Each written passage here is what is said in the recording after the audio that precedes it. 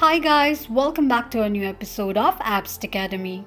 Today in this video, I'm gonna show you how you can log into your Pinterest account. Keep watching the video till the end.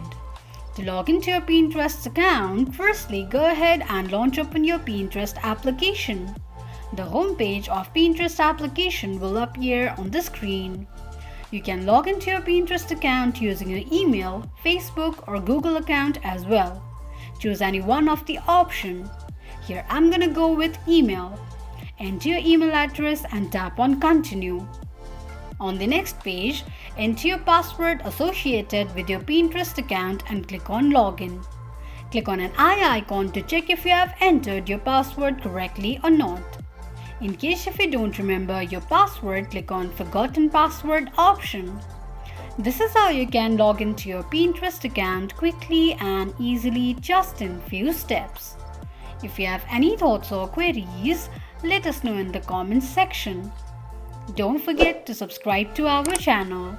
Also press the notification bell icon so that YouTube will notify you whenever we post a new video. I hope this video was helpful to you. Thank you so much for watching.